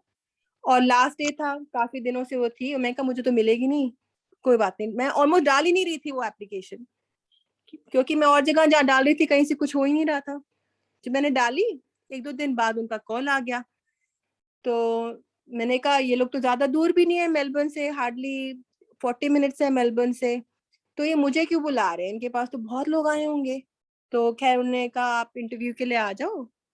और जब मैं गई वहां पे, तो मुझे जैसे ही मैं वहां एंटर की, क्योंकि दैट्स अ टूरिस्ट एरिया, तो मैंने कहा ये तो बहुत सुंदर जगह है। मैं कहा काश मुझे जॉब मिल जाए। फिर मैं कहा नहीं नहीं, मैं ये गलती कर चुकी हूँ, गुरुजी से पहले मांग के मैं गुरुजी को यही बोलूंगी कि अगर ये मेरे लिए अच्छी होगी तभी मुझे जॉब दिलाना, नहीं तो कोई बात नहीं। तो क्योंकि ये बहुत इंपॉर्टेंट लेसन मैंने खुद सीखा अपनी लाइफ में कि गुरुजी से कोई चीज मांगो मत, क्योंकि आपको नहीं पता वो आपके लिए अच्छी है कि नहीं, गुरुजी को पता है, इसे गुरुजी पे छोड़ दो। तो फिर जैसे ही मैं क्लिनिक के अंदर गई, मैंने कहा ये तो बहुत सुंदर क्लिनिक है, कि मुझसे इतनी प्यारी वाइब आई। तो तब भी मेरा मन ललचाया, मैं कहा गुरुजी मुझे दिला दो जो। मैं कहा मतलब मैं अपने मनोमन में बात करी, मैं कहा नहीं नहीं गुरुजी अगर मेरे लिए अच्छी होगी तभी दिलाना। तो फिर जब मैं स्टाफ से मिली, मेरा इंटरव्यू हुआ, मेरा इंटरव्यू बहुत अच्छा गया और मेरे को बहुत अच्छे लगे वो। फिर जब मैं निकल रही थी मैं कहा गुरुजी तो बहुत मेरे को पसंद आई है जगह। तो मैं कहा गुरुजी अगर आपको ठीक लगे तभी आप दिलाना, नहीं तो कोई बात नहीं। फिर अगले दिन फोन नहीं आया उनका, मैं थोड़ा वो हो गई, क्योंकि वो कहे थे कि तुम्हारा लास्ट इंटरव्यू है, हम बाकियों का ले चुके हैं तो हम डिसाइड कर लेंगे। मेरे को लगा अब इतने टाइम से तो कर ही रहे हैं तो मेरे को क्यों रहेंगे, मैं तो वैसे भी लास्ट हूँ। और उसके दूसरे दिन फोन आ गया कि would you be happy to join. मैं कहा वुड लव टू ज्वाइन। तो मैं इतनी खुश हो गई, क्योंकि जहाँ पे बिल्कुल डाउन हो गई थी मैं कि कोई काम नहीं है और इनकम नहीं है, क्योंकि हम सैलरी बेसिस पे तो होते नहीं है यहाँ पे डेंटिस्ट। मुझे वहां जाके इतना अच्छा लगा काम करने में, वहां के लोग भी इतने अच्छे लगे और इतना सपोर्ट मिला वहां से। बस यही था कि हाँ 40 मिनट जाना पड़ता है। फिर वो 1-2 दिन बाद वो खुद कहते हैं कि अगर हम आपको घर दें क्लिनिक के बगल में फ्री ऑफ कॉस्ट तो आप रह लोगे। मैं कहा हाँ, क्यों नहीं रहूंगी मैं। तो कहते हैं हाँ आप जिस दिन यहाँ काम करते हो आप चाहे यहीं रुक जाया करो, फिर आपको आना जाना भी वो हो जाएगा। तो मतलब I was so happy there. And उस जगह का पोस्ट कोड भी 3434 था, विच इज 77। तो आई वाज लाइक ये तो एंड फिर जो उन्होंने मुझे घर दिया हुआ था, इट्स अ 4 बेडरूम हाउस, उसका बहुत सुंदर लॉन है आगे पीछे। तो फिर मैंने ऐसे एक दिन, क्योंकि बहुत सुंदर गार्डन है उसमें बहुत सारे फूल हैं, तो मैं ऐसे ही थोड़ा टाइम मिला था तो मैं गार्डन में फूल देख रही थी। और एक ऐसे रेड रोज उसमें है उस गार्डन में, तो जब मैंने उसको स्मेल किया, जनरली मैं स्मेल कम करती हूँ फ्लावर्स को, उसमें से इतनी स्ट्रॉन्ग फ्रेग्रेंस जैसे गुरुजी की फ्रेग्रेंस थी। फिर मैं इतनी एक्साइट हो गई, मैं कही तो गुरुजी ने मुझे यहाँ पे भेजा है। एंड फिर मैंने मम्मी को भी बताया, फिर मैं वो फूल लेके भी आई मेलबर्न। और मैंने मम्मी का बिल्कुल गुरुजी जैसे, लाइक गुरुजी से जैसे जो फ्रेग्रेंस आती है ये तो बिल्कुल वैसे ही है। तो फिर मतलब गुरुजी कुछ भी करा सकते हैं। एंड वो जो अब गार्डनर वहाँ पे है, तो फिर मेरे को बड़ा मन हुआ कि मैंने कहा ये आप मेरे लिए ये प्लांट्स बना दो एसी रोज के, क्योंकि मैंने ट्राई किया था पहले कटिंग्स करके, तो I am not very good at it. तो कहते हाँ हाँ मैं कर दूंगा। फिर उसने अभी मुझे बताया कि उसने 10 कटिंग्स बनाई है मेरे लिए, जिसमें से 3-4 में से निकल रही हैं। तो वो कहता है कि अभी 1-2 महीने में वो तैयार हो जाएंगी, फिर आप अपने घर के लिए रख लेना उसको। तो ये तो उसने मुझे पहले बताया। अब तो खैर वो घर ही गुरुजी ने दिला दिया और क्लिनिक गुरुजी ने दिला दिया, अब तो अपनी जगह है। तो खैर वो अब कटिंग्स तो उस बेचारे ने बना दी थी मेरे लिए, तो वो भी गुरुजी की ब्लेसिंग है कि इतने अच्छे लोग। और मेरे को थोड़ा फिर शुरू में वो भी लगा कि यहाँ सारे ऑस्ट्रेलियन डेंटिस्ट हैं, अमेरिकन डेंटिस्ट हैं, पता नहीं मेरा काम उनको लाइक कैसे लगेगा। एंड पेशेंट से भी बहुत सपोर्ट मिला। एंड जहाँ पे जो जो मुझे, क्योंकि मैं ये हमेशा ये भूल जाती हूँ कि गुरुजी ने जब मेरे को डेंटिस्ट्री ब्लेस किया है तो मुझे बिल्कुल घबराने की जरूरत होनी नहीं चाहिए। और गुरुजी ने रिकन्फर्म किया, जैसे पेशेंट्स भी मुझे बोलने लग गए, कहते अच्छा before I bought the practice, जब मैंने शुरू में वहाँ काम शुरू ही किया था लास्ट ईयर, तो कहते कि ये आपका क्लिनिक है। मैं कहा नहीं नहीं, मैं तो सिर्फ यहाँ काम करती हूँ। कहते अच्छा नहीं, आप बहुत अच्छा कर रहे हो, आपको एक क्लिनिक लेना चाहिए। तो मैं कहा अगर ओनर मुझे बेचेगा तभी मैं लूंगी। तो मेरे को ऐसे ऐसे गुरुजी ऐसे साइन दे रहे थे कि ये तुम्हारा ही होने वाला है। मैंने कहा गुरुजी, मैंने मांगा नहीं गुरुजी से, मैं कहा गुरुजी अगर मेरे लिए अच्छा होगा मुझे तभी दिलाना। और वही हुआ। तो जिस हिसाब से क्लिनिक मुझे मिला है वो इम्पॉसिबल है, क्योंकि जो मेरे से पहले डेंटिस्ट काम करते, अगर आसपास के डेंटिस्ट सब पीछे पड़े थे इस क्लिनिक के लिए, हमें ये क्लिनिक चाहिए। और ओनर को पहले ही इतने 1-2 साल से बोल रहे हैं कि आप बेचने का सोचोगे हमें बोलना, और ओनर ने मेरे को दिया। तो मैं आज भी हैरान हूँ कि उसने मुझे क्यों दिया। मैं तो सबसे लास्ट में आई थी, मुझे तो 1 ही साल हुआ है, बाकी तो 3-4 साल से काम कर रहे हैं। तो गुरुजी इम्पॉसिबल को पॉसिबल करने वाले गुरुजी हैं। तो वही है कि गुरुजी की ब्लेसिंग से कुछ भी हो सकता है। और वो जो बाकी डेंटिस्ट हैं, जहाँ मुझे थोड़ा डाउट आ रहा था कि पता नहीं मैं ऑस्ट्रेलियन स्टैंडर्ड के हिसाब से उनको मेरा काम अच्छा लग रहा होगा कि नहीं, तो मुझे आके कहते हैं हम तुम्हारे ना पेशेंट्स के एक्सरेज देख रहे हैं, तुम्हारा काम तो बहुत अच्छा है, तो तुम बताओ तुम इतने अच्छी रूट कैनाल कैसे करते हो, तुम्हें are you very passionate about root canal. तो मेरे को हंसी आई थी। मैंने सोचा कि गुरुजी मेरे को ये रिकन्फर्म करा रहे कि तू किसी से पीछे नहीं है, कि मैं तेरे साथ हूँ, मैंने तेरे को ब्लेस किया हुआ है, तेरा सब बढ़िया होना है। तो but like as aunty said, we constantly need reaffirmations from Guruji, कि we are on the right track and we are on the right path.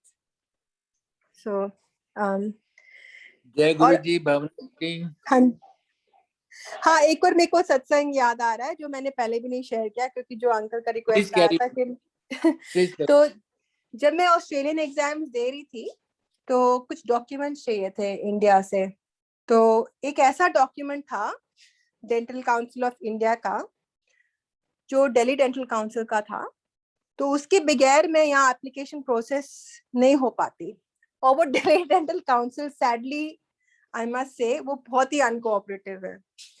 तो वो और पता नहीं मेरा वो एक डॉक्यूमेंट था वैसे तो, क्योंकि इधर उधर मूव होने में कहीं गुम हो गया वो। तो दिल्ली डेंटल काउंसिल को मैंने फोन किया, क्योंकि वो मेरी फर्स्ट रजिस्ट्रेशन थी। लेटेस्ट वाली तो मेरे पास थी, फर्स्ट रजिस्ट्रेशन का मुझे पेपर नहीं मिल रहा था और ना ही मुझे नंबर, क्योंकि वो मेरी 2003 का था वो डॉक्यूमेंट।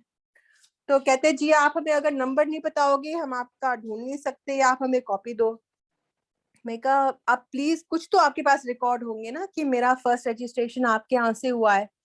तो कहते नहीं, हमारा जब आपका 2003 में हुआ था हमारा सिस्टम तो कंप्यूटराइजिंग ही था और हमारे पास तो ऐसे लाखों डॉक्यूमेंट्स हैं, वो हम फाइलें थोड़ा ना खोलेंगे। उस साल कितने लोगों ने कराया था अपना रजिस्ट्रेशन, तो पॉसिबल ही नहीं है हम आपको दें। मैं कहा लो बताओ, इतने सिली रीजन की वजह से मैं ऑस्ट्रेलियन एग्जाम नहीं दे पाऊँ, ये तो बहुत ही खराब बात है। तो तब मैंने गुरुजी से अरदास लगाई, क्योंकि तब मैं दिल्ली में ही थी। मैंने कहा गुरुजी अब इतने मैंने ट्रैवल किया है, मैंगलोर इधर उधर और तक पता नहीं कहाँ कहाँ, अब वो डॉक्यूमेंट अब पता नहीं कहाँ है। मेरे पास तो क्योंकि मेरे हरियाणा की रजिस्ट्रेशन हुई तो ट्रांसफर हुआ, फिर वापस दिल्ली का ट्रांसफर हुआ, इट वाज टू कॉम्प्लिकेटेड। और वो गवर्नमेंट ऑफिस वाले तो बहुत ही अनकोऑपरेटिव है कि तो मैं क्या करूं। ऐसे में ऑस्ट्रेलियन एग्जाम का टाइम निकला जा रहा है, हैव टू अप्लाई।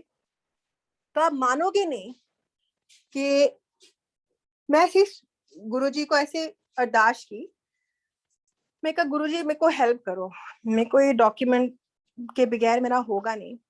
तो मेरे घर में बुक शेल्फ थी जहाँ में नॉवेल्स वगैरह, मुझे बहुत शौक था पढ़ने का, तो नॉवेल्स रखी हुई थी सारी उसमें। तो मैंने ऐसी एक नॉवेल निकाली, ऐसे मेरे को लगा थोड़ा माइंड डाइवर्ट करती हूँ स्ट्रेस से, तो एक नॉवेल मैंने खोली। आप मानोगे नहीं वो डॉक्यूमेंट उस नॉवेल में रखा हुआ था। तो जय गुरुजी, ये पॉसिबल ही नहीं है, क्योंकि वो मेरे सर्टिफिकेट्स एंड ऑल का एक और फोल्डर में होता है सब सामान, मेरे नॉवेल में कैसे आया वो डॉक्यूमेंट। तो 2003 का वो भी। तो बस ये डॉक्यूमेंट मिल गया मुझे, अब तो मेरा एप्लीकेशन प्रोसेस शुरू। तो जय गुरुजी। तो गुरुजी कुछ भी करा सकते हैं, गुरुजी आपके काम में कोई वो रुकावट नहीं आने देंगे। आपकी लाइफ में कष्ट जरूर आएंगे बट गुरुजी बड़ी आराम से कटवा देते हैं। और गुरुजी ये बहुत बोलते भी थे, क्योंकि कहते थे कर्म तो तुमने काटने हैं, बट 80% तो मैं काट देता हूँ, बट जो 20 to 10% जो आपने काटने होते हैं वो होते तो मुश्किल है, बट मैं आराम से कटवा देता हूँ। तो वही मैंने लाइफ में गुरुजी के साथ एक्सपीरियंस किया है। तो जय गुरुजी। जय गुरु जी भावना आंटी। आपका ब्लिसफुल डिवाइन सत्संग गुरु परिवार ने सुना। बहुत ही सुंदर शब्दों से आपने अपने सत्संग को सुनाया है, बहुत अच्छा लगा सबको। और अभी तो खैर मन तो नहीं भरा, लेकिन कोई नहीं, आने वाले महीनों में आपके सत्संग सुनना ही सुनने हैं। और अगर ये नेक्स्ट मंथ से अगर विक्टोरिया भी खुल जाता है इमिग्रेशन, तो नेक्स्ट मंथ हो सकता है हम लोग विक्टोरिया पहुंच जाएं आपका सत्संग हाँ सुनने जी, के लिए। बिल्कुल बिल्कुल।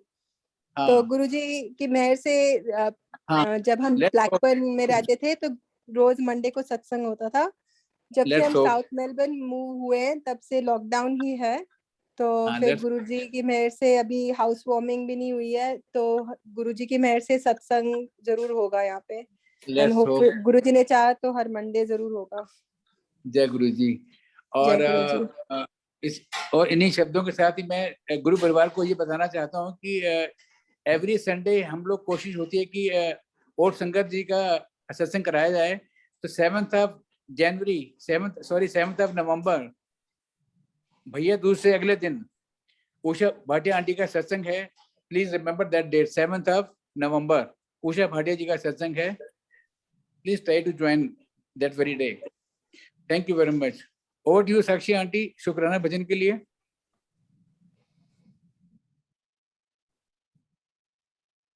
जय गुरु जी, शुक्राना गुरु जी.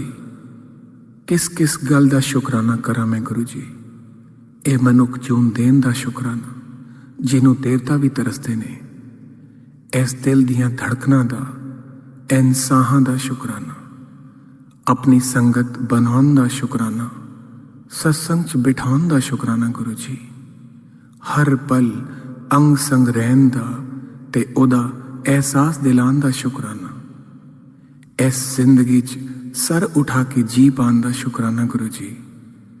साडे जन्मां जन्मां दे भैड़े कर्मां नूं माफ करन दा शुक्राना. सानू जिंदगी दे नए मायने समझाउण दा शुक्राना गुरु जी. ते सब तो वड्डा शुक्राना उन सब परेशानियां दा गुरु जी, जिन्हां दी वजह दे नाल तुहाडा मिलना हो पाया. क्योंकि जे इस जिंदगी च वो दुख ते परेशानियां नहीं आंदियां ते असी शायद तुहानू लभ ही नहीं पाना सी. बस मेरी यही अरदास है गुरु जी, सरबत दा भला करो, सब दा कल्याण करो. सत्संग, सेवा, सिमरन ते अपनी भक्ति दा दान दिओ गुरु जी. तुहाडी रहमतां दा जशन मनावां, पर कदी भी मेरे च मैं ना आवे. मैनू ए सोझी दिओ कि कुछ भी स्थिर नहीं है, सिर्फ तुहाडा ते मेरा रिश्ता ही सदा रहना है. सानू अपनी रजा विच राजी रहना सिखाओ गुरु जी. मैं कदे ना भुल्लां कि तुहाडी मर्जी तो बगैर कदे कुछ नहीं हुंदा. मैं याद रखां कि मेरी अगली साह दा भी भरोसा नहीं. ना मैं अपनी मर्जी तो आया ते ना मैं कदी अपनी मर्जी तो जा सकदा. मैं छोटी वड्डी होनियां च तुहाडी रहमतां नूं देखां, हर जीव विच तुहानू देखां गुरु जी. तुसी मैनू जिथे भी रखो, जिस हाल च भी रखो, मैं तुहाडा शुकराना करना ना भुल्लां गुरु जी. कि तुहाडी रहमतां पा के मैं नीवा नहीं रहना ते मैनू अपनी रहमतां ना बख्शा जे. मैं कदी ना भुल्लां कि जो सब कुछ दे सकदा है, वो सब कुछ कदे भी लै सकदा है. मैनू कुछ नहीं चाहिदा गुरु जी, सिर्फ वो चाहिदा है जो तुहानू मंजूर है. मैनू कदे भी वो ना मिले जो मैनू तुहाडे तो दूर करे. मेरे गुनाहां नू बख्श देना गुरु जी. असी चंगे माड़े तेरे गुरु जी, सानू बख्शो. असी कीते पाप बथेरे गुरु जी, सानू बख्शो. बस यही वो अरदास है तुहानू गुरु जी. जय गुरु जी, शुक्राना गुरु जी. जय गुरु जी की. अब हम मंत्र जाप करेंगे.